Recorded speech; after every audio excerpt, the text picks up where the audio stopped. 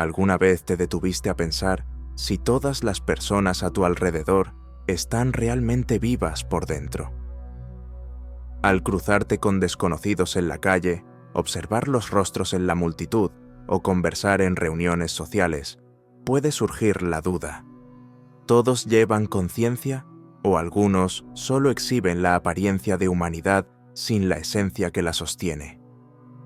Esta pregunta inquietante fue planteada en el siglo XIX por Elena Petrovna Blavatsky, una mística audaz que se atrevió a afirmar que existían seres humanos en forma, pero sin alma.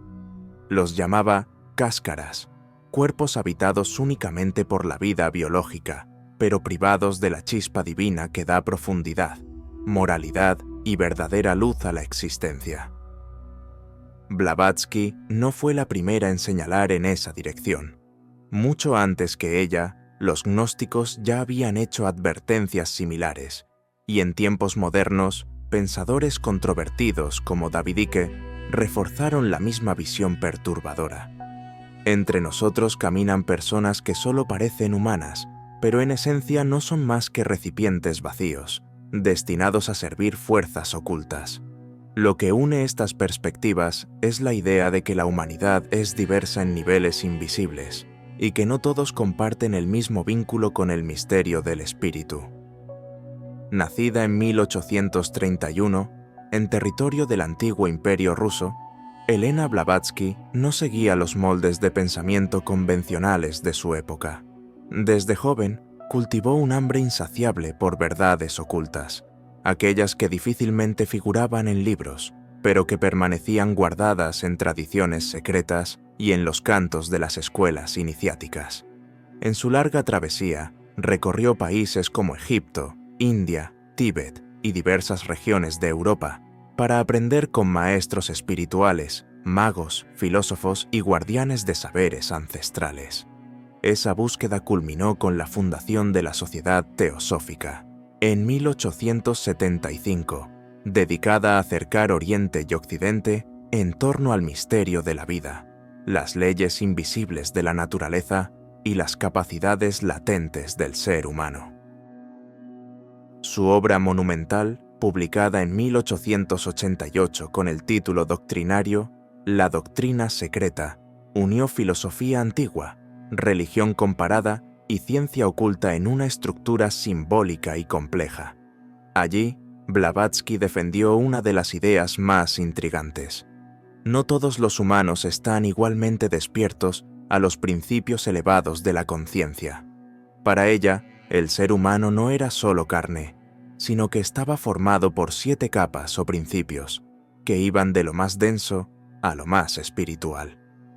Los 3 primeros niveles se referían al cuerpo físico, al cuerpo sutil astral, un duplicado energético, y a la energía vital que sostiene la biología. Entre los niveles intermedios aparecían la mente inferior, aún no despierta, y la naturaleza de los deseos y pasiones. Pero solo los 2 últimos, la mente iluminada en comunión con la intuición superior y el principio divino puro, conectaban al humano con lo sagrado. Estos, según ella, eran los responsables del discernimiento moral, de la verdadera autoconciencia y del acceso a planos más altos del ser. El punto central de la filósofa rusa era que tales principios superiores no estaban activos en todos. El alma, como puente entre el hombre instintivo y el ser divino, podía permanecer dormida o incluso romperse. Un individuo podía atravesar la vida entera sin encender jamás su conciencia superior. Peor aún, en ciertos casos, sería posible perder el vínculo espiritual que antes existía, principalmente cuando el materialismo, la corrupción moral o el olvido de la dimensión sagrada se apoderaban de la vida. De ese modo, el cuerpo seguía vivo, hablaba, actuaba, trabajaba, pero en su interior ya no había sujeto reflexivo ni llama espiritual. Este tipo de cáscara humana todavía podría imitar emociones, repetir convenciones sociales e incluso exhibir carisma. Sin embargo, como un actor que representa sin convicción, faltaría autenticidad en la mirada, en la presencia y en las reacciones. Para Blavatsky, en épocas de decadencia espiritual, este fenómeno se volvía más común, transformando las interacciones cotidianas en encuentros frecuentes con seres que caminaban vacíos. Ella describía estas figuras como personas aparentemente normales, muchas veces agradables o competentes, pero internamente huecas. No entablaban diálogo consigo mismas, no reflexionaban sobre el sentido y la moralidad, solo repetían patrones y verdades prefabricadas. Simulaban compasión, pero siempre de manera estratégica, jamás genuina. Sus opiniones no florecían de la reflexión, sino que eran copiadas del entorno, de los medios, de autoridades o de la moda cultural, como si siguieran un guión escrito por otros. Blavatsky aún sugería que esas cáscaras abiertas podían servir de recipientes para otras inteligencias sutiles, como parásitos psíquicos.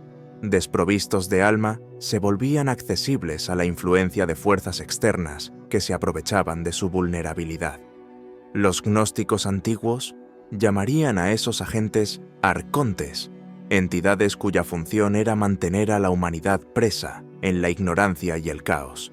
Así, el humano vacío funcionaba como una puerta abierta de par en par a la manipulación. La metáfora usada por Blavatsky era clara. El cuerpo humano es como un vaso. Al nacer, posee el potencial de ser llenado por una luz sagrada, la chispa espiritual. Pero esa llama podía alimentarse con disciplina interior, autoconocimiento y práctica espiritual, o podía apagarse hasta extinguirse. Cuando eso ocurría, el vaso no desaparecía, seguía existiendo, pero vacío, a merced de cualquier influencia o programa del ambiente. Lo curioso es que Blavatsky no describía a los sin alma simplemente como villanos. Para ella, eran criaturas incompletas, que no lograron alcanzar grados superiores de conciencia. Eran, por encima de todo, casos trágicos del proceso cósmico de evolución. Su ausencia de centro espiritual los volvía fácilmente manipulables, usados de forma directa o indirecta por fuerzas que se oponían al avance de la humanidad. Dentro de su cosmología, la evolución no era solo física, sino sobre todo espiritual. Algunos lograban crecer, otros se retrasaban, y parte quedaba estancada en un impasse. Estar sin alma, por lo tanto, era menos una condena y más un congelamiento en el camino de la ascensión. Eso hacía urgente, para quienes valoraban la conciencia, proteger y fortalecer su propio vínculo interior para no correr el riesgo de convertirse también en meras cáscaras. Blavatsky advertía, además, que ese escenario no era solo un problema de su tiempo. Ella veía el agravamiento como tendencia inevitable del futuro. Lo que parecía profecía en su época, hoy suena como diagnóstico actual, ya que su reflexión tocaba una cuestión universal. ¿Qué es, al fin y al cabo, lo que hace de lo humano algo verdaderamente humano? ¿Sería únicamente la biología, la inteligencia, el lenguaje? ¿O habría algo invisible, pero perceptible cuando está presente, la luz del alma? Siglos antes de Blavatsky, los gnósticos antiguos ya habían reflexionado sobre esto. Para ellos, el mundo en que vivimos no era la realidad última, sino una prisión erigida por una divinidad ignorante, el demiurgo, auxiliado por siervos cósmicos conocidos como arcontes. Estos constructores mantenían al hombre cautivo de la materia, alimentando distracciones que apartaban la mente de lo sagrado. Dentro de esa visión, solo algunos hombres portaban una chispa del Dios superior, y no todos eran iguales en origen espiritual. La doctrina gnóstica dividía a la humanidad en tres categorías. Estaban los ílicos, presos únicamente a la materia, que buscaban solo placeres, poder y posesión, sin alcanzar siquiera a vislumbrar algo más allá del plano físico. Estos, semejantes a las cáscaras de Blavatsky, no tenían capacidad de despertar, viviendo y muriendo sin conciencia mayor. El segundo grupo era el de los psíquicos, individuos con alma común capaces de ascender, pero también susceptibles a recaídas en el mundo material. La tercera categoría, mucho más rara, era la de los neumáticos, seres plenamente despiertos, que poseían gnosis o conocimiento directo de la divinidad. Para los gnósticos, ese conocimiento no era intelectual, sino vivencial, una experiencia íntima de la realidad superior. Mientras los sílicos jamás escaparían, los neumáticos veían a través del velo del mundo, y los psíquicos luchaban entre los dos polos. En esta cosmología, la vida se convertía en una misión de rescate, despertar a aquellos que aún tenían potencial y escapar de las redes de los arcontes. Esta división de tipos humanos reflejaba la misma preocupación de Blavatsky. No todos portan la misma medida de conciencia. Los gnósticos también alertaban sobre la habilidad de los arcontes para tejer ilusiones. No necesitaban herir los cuerpos, bastaba con mantener a los hombres ignorantes de su origen espiritual. La mayor victoria de estos guardianes del olvido era impedir que la chispa interna tomara conciencia de sí. Esta visión fue considerada herejía por las autoridades religiosas que defendían la supremacía del dios demiúrgico de la tradición, y sus textos terminaron perseguidos y destruidos, resistiendo solo fragmentados hasta descubrimientos más recientes en yacimientos arqueológicos. Con el redescubrimiento de esos escritos, se ve cómo la intuición gnóstica resuena con otras tradiciones. Lo esencial es la misma advertencia. La conciencia no está distribuida por igual entre nosotros. Algunos nacen y permanecen inmóviles en el mundo ilusorio. Otros poseen la oportunidad de despertar. Y en medio de la corriente de la vida, pocos atraviesan, de hecho, el puente hacia lo real espiritual. Así, la diferencia entre humanos no está en la forma externa, sino en el fuego que arde, o no, por dentro. Esta comprensión de que muchos viven y mueren sin tocar jamás el misterio interior, arroja una sombra sobre la idea de humanidad como algo homogéneo, y al mismo tiempo plantea un desafío. ¿Qué harás con tu propia chispa? ¿Permanecerás dormido en cadenas invisibles, repitiendo programas que no elegiste, o te arriesgarás a despejar los velos de la ilusión en busca de una libertad más alta? Casi 2000 años después de las advertencias gnósticas, surgió uno de los personajes más polémicos que revisitaron este tema en lenguaje moderno, David Icke. Para unos no pasa de un conspiracionista estridente, para otros es alguien que expuso engranajes invisibles de poder. Independientemente del juicio, lo cierto es que su visión repercute los mismos ecos de Blavatsky y de los antiguos gnósticos. Hay personas que, pese a parecer humanas, no poseen conciencia plena, viviendo como piezas útiles en un juego mayor. En una de sus tesis más audaces, Icke afirmó que la humanidad es manipulada por una especie de predadora interdimensional, que describe con frecuencia como entidades reptilianas capaces de asumir apariencia humana. Estos seres no se alimentarían de cuerpos, sino principalmente de la energía emocional generada en climas de miedo, división e ignorancia. Así, guerras, conflictos políticos, crisis y espectáculos mediáticos funcionarían como banquetes energéticos invisibles para quienes habitan fuera de nuestro campo de percepción. La conexión con el tema de las cáscaras humanas es clara en su narrativa. Según Icke, muchas figuras influyentes del escenario global serían seleccionadas o formadas justamente por no poseer vínculos espirituales propios. Esa ausencia de centro interior las convertiría en instrumentos perfectos para el cumplimiento de agendas ocultas. Élites sin alma serían, en ese marco, piezas obedientes en un tablero mayor, sirviendo a intereses que escapan a la mirada común. Él asocia tales élites manipuladas con las antiguas descripciones de los arcontes. Como esos guardianes cósmicos de la prisión material, los supuestos reptilianos mantendrían una red semejante a un programa o simulación que impide a los humanos percibir su verdadera naturaleza. Esa matriz, dice, se refuerza a través de narrativas, símbolos y repeticiones, de modo que pocos logran ver más allá. En ese esquema, la división gnóstica entre ílicos, psíquicos y neumáticos reaparece en un lenguaje modernizado. La mayoría, para Icke, vive en estado programado, reaccionando de forma automática, consumiendo contenidos prefabricados y obedeciendo a estructuras externas. Una minoría, sin embargo, tendría condiciones para despertar y ver detrás del velo de la manipulación, y los agentes sin alma serían tanto el rostro visible de esa manipulación como su principal brazo de sustentación. Incluso cuando se retira la dimensión literal de los reptilianos de la ecuación, el retrato permanece perturbador.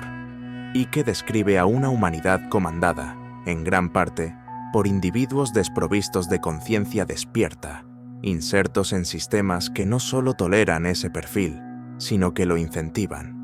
Sus líderes, artistas y celebridades funcionan como vehículos de mensajes que refuerzan el sueño colectivo. El mecanismo, según él, no opera por violencia directa, sino por seducción psicológica y energética. Las personas se mantienen ocupadas en polarizaciones artificiales, absorbidas por entretenimientos incesantes y sumergidas en estímulos que dificultan cualquier espacio de silencio o contemplación. De este modo, incluso aquellos que portan la semilla del despertar muchas veces permanecen dormidos, sin descubrir nunca su fuerza latente. La imaginería de Icke puede sonar extraña, pero, reinterpretada como metáfora, revela una proximidad inquietante con tradiciones anteriores. Si para los gnósticos, los arcontes tejían ilusiones para mantener a los hombres cautivos, y para Blavatsky, las cáscaras humanas eran fáciles de manipular por fuerzas invisibles, el autor inglés solo actualizó a los personajes. Donde antes había templos y decretos imperiales, hoy existen medios de masas, propaganda digital y sistemas de monitoreo global. Lo que cambia son los ropajes, pero el argumento esencial es idéntico. La ausencia de alma transforma a las personas en instrumentos dóciles, de mecanismos que sofocan la emancipación espiritual. Esto muestra cómo la batalla por la conciencia no se limita al interior de cada individuo, sino que se multiplica en el tejido social, como engranajes invisibles que seleccionan, recompensan y refuerzan los comportamientos más mecánicos. En este contexto, figuras públicas que siguen guiones prefabricados, corporaciones que incentivan un consumismo vacío y personalidades que promueven estilos de vida destructivos, se convierten en símbolos vivos de ese estado de cáscara. Son protagonistas de discursos que parecen auténticos, pero que emergen vaciados de un centro vital. No son simplemente humanos falibles, son avatares de un sistema que prescinde del alma para funcionar. De ese modo, el mito moderno de Icke sirve de eco a advertencias antiguas. Las formas literarias cambian, los nombres varían, pero la idea esencial permanece. No todos los que caminan sobre la tierra están realmente despiertos. Algunos jamás lo estarán. Y dentro de esa multitud de dormidos, hay quienes, paradójicamente, acumulan enorme poder sobre el destino de todos los demás. Aunque las explicaciones puedan sonar metafísicas o fantasiosas, conviene traer el tema de vuelta a lo cotidiano. ¿Cómo reconocer a una persona sin alma si su función social, apariencia y lenguaje no difieren mucho del resto?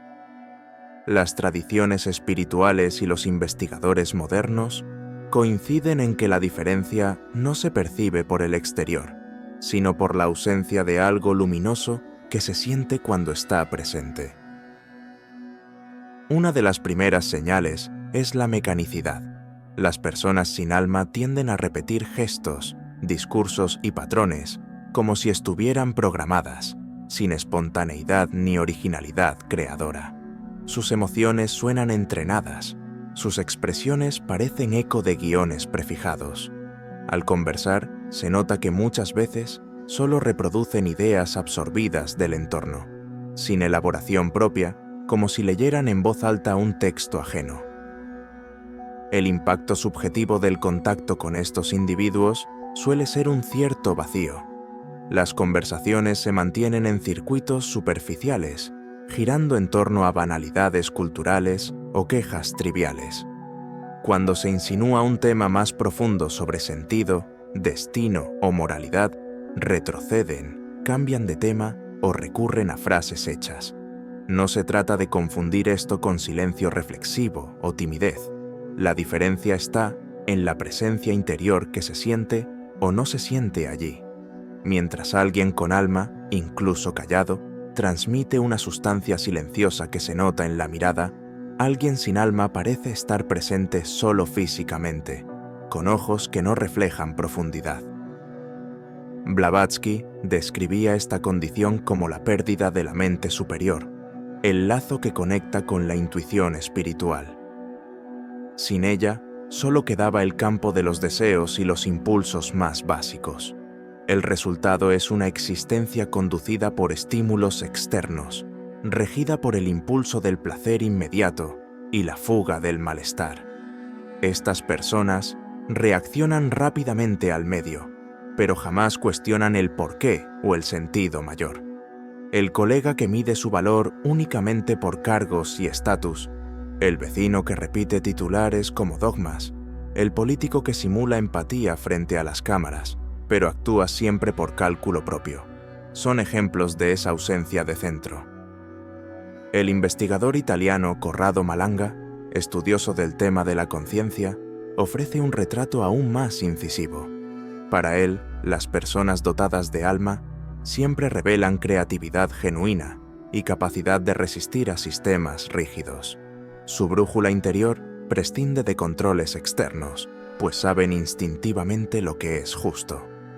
En cambio, quienes no poseen alma viven dependientes de estructuras colectivas, de reglas externas y de identidades grupales, como si solo en esos contextos pudieran existir. Esa fragilidad las transforma en candidatas ideales para servir de receptáculos a influencias externas, ya sea una ideología rígida, un grupo político fanático, una creencia dogmática o, en una lectura más esotérica, incluso inteligencias no humanas. Desprovistas de autoridad interior, se vuelven vehículos de programas ajenos. No perciben que perdieron la autonomía y pasan a reproducir agendas que no nacieron de su experiencia directa. Distinguir entre estados de alma y de ausencia requiere cuidado. Es fácil confundir fatiga, retraimiento o rasgos culturales con vacío interior. Pero lo que aquí se presenta no es momentáneo. Es una falta persistente de profundidad creadora, de reflexión propia y de autonomía moral. Lo más inquietante es que, en sociedades modernas, el vacío no solo se mantiene, sino que es premiado. Nuestras escuelas entrenan la repetición en vez del pensamiento crítico, los empleos favorecen la obediencia sobre la reflexión y los medios suelen exaltar el espectáculo en lugar de la sustancia. En un ambiente así, los sin alma no solo pasan desapercibidos, sino que con frecuencia ascienden a cargos de destaque, justamente porque su ausencia de centro facilita el funcionamiento de un sistema que desea previsibilidad. Esta constatación conduce a una cuestión incómoda.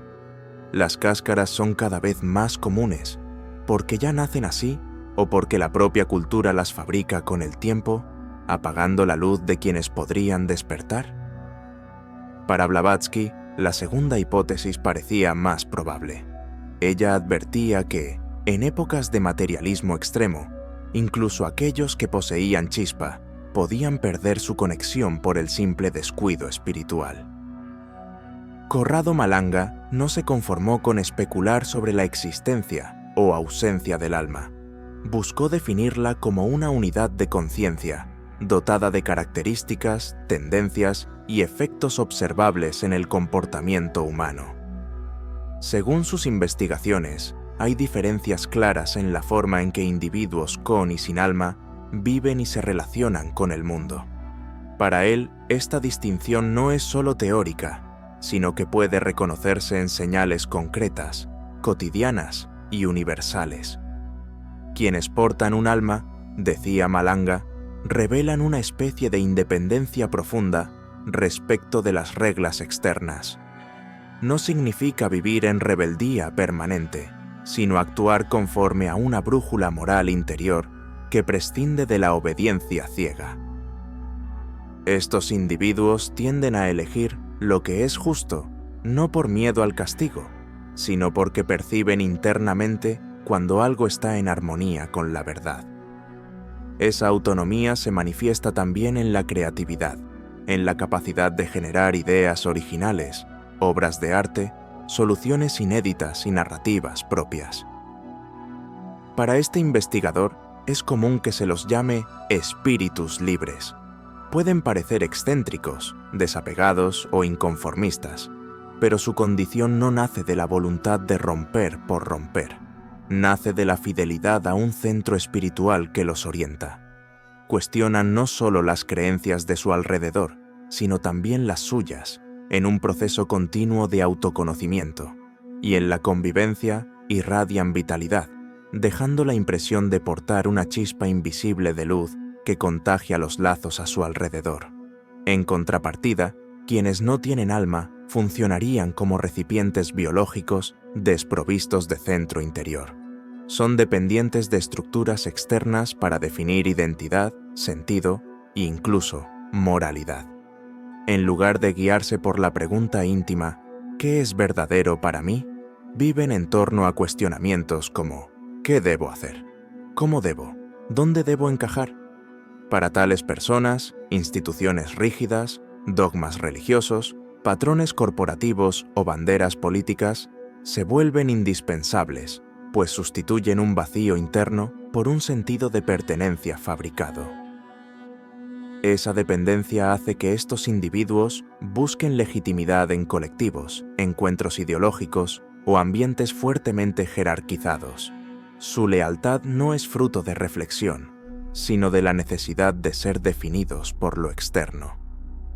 Esto los vuelve especialmente aptos para buscar el poder por el poder, confundiendo estatus, control y acumulación con realización personal. Malanga observó que estas personalidades exhiben gran habilidad para escalar sistemas, no por malicia consciente, sino por un funcionamiento casi automático dentro de reglas preestablecidas. De ahí se desprende una implicación ética en su análisis. Las personas con alma pueden renunciar al prestigio si perciben que determinada posición hiere sus principios. En cambio, las sin alma difícilmente notarán un conflicto moral, siempre que mantengan beneficios, aplausos o ventajas materiales. Para ellas, abandonar la ventaja sería tan inconcebible como renunciar a la propia identidad, ya que no existe un núcleo interior sólido que guíe las elecciones. Malanga aún avanzaba hacia dimensiones más audaces. Sugería que esos individuos constituían hospedadores ideales para ocupaciones por inteligencias externas, parásitos conscientes de otra naturaleza. Incluso si se prescinde de esa lectura paranormal, la metáfora se mantiene. Sin una chispa soberana, se vuelven vehículos de voluntad ajena, usados por ideologías, líderes o sistemas que se instalan como programas en su mente. Según él, no sería coincidencia que muchas estirpes históricas de influencia, especialmente familias de poder financiero o político que atravesaron siglos, pudieran encuadrarse en la categoría de los sin alma. Su persistencia, astucia y frialdad estratégica garantizarían permanencia en la historia, pero revelarían poca o ninguna búsqueda de autotransformación espiritual. Riqueza, dominio y perpetuación del nombre parecen operar como fines absolutos.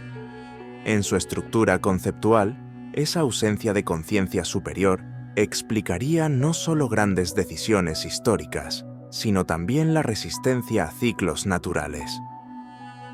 Para quien posee alma, la trayectoria de la vida, nacimiento, crecimiento, decadencia y muerte, se comprende como proceso de aprendizaje.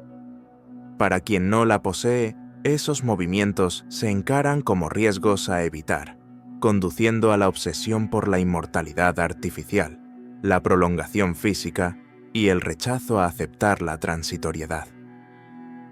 Ese contraste refleja visiones de mundo opuestas. El ser con alma encara la muerte como renovación, integrado a algo eterno, mientras que el sin alma teme el vacío y se aferra a formas pasajeras, intentando eternizar lo que por su propia naturaleza se disuelve. Del mismo modo, en los vínculos sociales, el primero es capaz de permanecer solo cuando los principios así lo exigen, pues su cimiento es íntimo. El segundo depende del grupo, de la etiqueta, de la bandera común, incapaz de existir fuera del rebaño que le presta identidad. Este diagnóstico recoloca la gran cuestión: ¿qué cambia en la vida práctica cuando se tiene alma o no? Para Malanga, la diferencia lo es todo. El sin alma no está solo desprovisto de una experiencia abstracta, está limitado en su empatía, iniciativa y libertad interior. En cambio, quienes portan una chispa viva conllevan la responsabilidad de cultivarla, sabiendo que el entorno favorece justamente lo contrario, un nivelamiento hacia abajo que premia la repetición. Blavatsky ya había anticipado que esa condición no era excepción, sino reflejo de fases mayores. De acuerdo con ella, la humanidad atraviesa ciclos, alternando periodos de conexión genuina con la espiritualidad y fases de decadencia moral. Su lectura de la tradición hindú la llevaba a situar la modernidad en el periodo del Kali Yuga, la edad sombría en que los valores se corrompen, el materialismo se adueña y la llama de lo sagrado se repliega. En ese contexto, vio señales claras en su propia época: aumento de la codicia por estatus y ascenso social, declive de la búsqueda espiritual, sincera y creciente disposición a cambiar principios por conveniencia. Advertía que tales movimientos solo aumentarían en el futuro, llevando a poblaciones enteras a perder la conexión vital. Un mundo ahogado en consumo incesante, volcado a la distracción tecnológica, arrullado por ciclos noticiosos de miedo y conflicto, estaba previsto en sus palabras. En las ciudades modernas, la búsqueda de validación en métricas de popularidad y la caza incesante de la aprobación ajena ilustran el escenario denunciado por Blavatsky. En medio de ese ruido constante, la reflexión silenciosa parece un lujo raro, y las virtudes que nutren el alma, coraje, introspección, compasión, son desviadas con facilidad o transformadas en espectáculo superficial. Así, el vacío no solo se expande, sino que encuentra terreno fértil para prosperar. Para ella, no era simple coincidencia que figuras vaciadas alcanzaran posiciones elevadas. Por el contrario, sistemas que priorizan previsibilidad, obediencia e inmediatez favorecen justamente a aquellos que, por no portar conciencia profunda, pueden actuar como peones dóciles. Corporaciones, gobiernos y medios de comunicación se convierten en escenarios que proyectan ascensos rápidos de personas capacitadas para simular sentimientos sin cargar el peso del discernimiento real. Este proceso repetitivo, visto por Blavatsky como ciclo de decadencia civilizatoria, indica que cuanto más la colectividad abandona el sentido de lo sagrado, más vasos vacíos circulan por el mundo. Las consecuencias son amplias: masificación de la cultura, mecanización de la política, superficialidad en las relaciones y, sobre todo, la sustitución progresiva del alma por la comodidad. Su advertencia iba más allá de constatar síntomas. Proponía una postura de resistencia íntima. Aunque el entorno produzca cáscaras en serie, corresponde al individuo cultivar vigilancia y mantener viva la disposición a despertar. El desafío no es negar que los sin alma circulan entre nosotros, sino evitar el riesgo más peligroso: que la propia persona se deje moldear por el movimiento de la época y se transforme, sin darse cuenta, en una cáscara más. De ahí deriva el enigma esencial. ¿Las cáscaras ya nacen así o devienen lo que son por una construcción social? Algunos dirán que desde la cuna hay distinciones espirituales, pero la experiencia contemporánea sugiere que estructuras de pensamiento, educación, medios y política poseen poder real para alejar a multitudes del contacto con su principio superior. No harían falta conspiradores centrales, solo la continuidad de un sistema que se autoproduce. La biología no explica por sí sola la obediencia ciega. La psicología y la neurociencia muestran que desde temprano el cerebro absorbe patrones como códigos invisibles. Niños en estado de conciencia receptiva, en los primeros años, internalizan voces, miedos y paradigmas sin filtrado crítico. Aprenden inconscientemente qué decir, cómo comportarse y qué significa pertenecer. Muchas de esas aprendizajes instalan programas que se perpetúan durante toda la vida adulta. El peligro de este mecanismo radica en la comodidad ilusoria de la libertad. El individuo puede creer que elige, cuando en realidad solo hace eco de hábitos heredados, narrativas impuestas y sistemas reforzados culturalmente. Para Blavatsky y diversos místicos, vivir en esas condiciones sin cuestionar jamás equivale a vivir como una máquina. Sin despertares ocasionales, la conexión con el yo superior se atrofia poco a poco, hasta que el espíritu se reduce al silencio. Si nuestras elecciones están moldeadas en gran parte por programaciones inconscientes, es inevitable admitir que los sistemas que nos rodean influyen de forma directa en el tipo de seres humanos que nos volvemos. La gran revelación inquietante es que la estructura social no solo permite la existencia de las cáscaras humanas, las produce a escala. Para empezar, la educación, que en teoría debería ser terreno fértil para despertar mentes curiosas, reflexivas y autónomas, en la práctica funciona muchas veces como entrenamiento para la conformidad. Niños dispuestos en fila, guiados por timbres, memorizando informaciones autorizadas, aprendiendo que cuestionar es inconveniente. El resultado es que el éxito pasa a medirse por la capacidad de encajar, y no por la osadía de trascender los límites del molde. Luego entran en escena los medios de comunicación y el entretenimiento, que alegan ofrecer libertad de elección, pero entregan menús rígidamente curados. Ciclos de noticias centrados en el miedo y el conflicto, anuncios que asocian la felicidad al consumo inmediato, historias e imágenes que modelan patrones de deseo.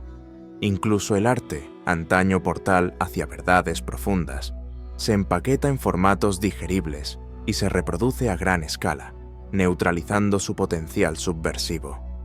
A este ritmo, la quietud en la cual el alma podría hablar se ve sofocada. No queda silencio ni espacio interior. Incluso cuando buscamos diversión o descanso, el entretenimiento actúa como anestesia, vertiendo narrativas prefabricadas que redefinen lo que debemos considerar bello, correcto o deseable.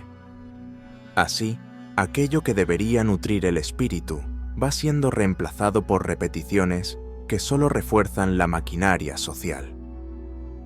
En el campo político, la lógica se repite. Estructuras e instituciones exigen mucha más obediencia que reflexión.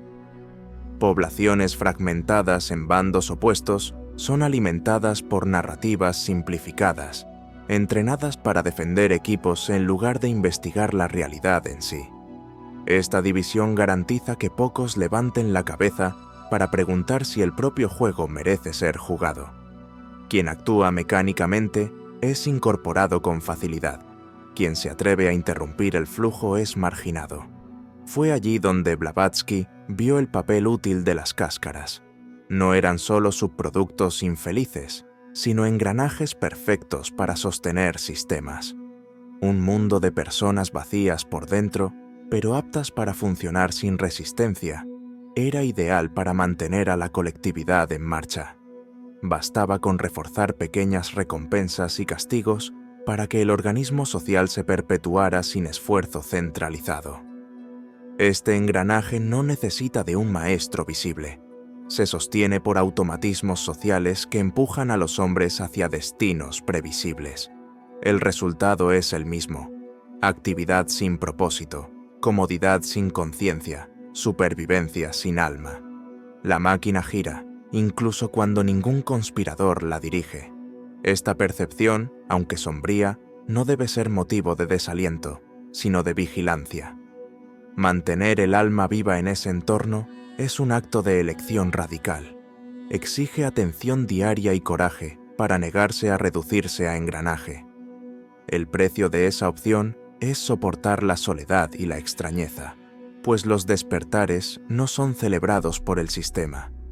Cuando alguien comienza a ver los hilos, deja de actuar como personaje del guión y se convierte en observador.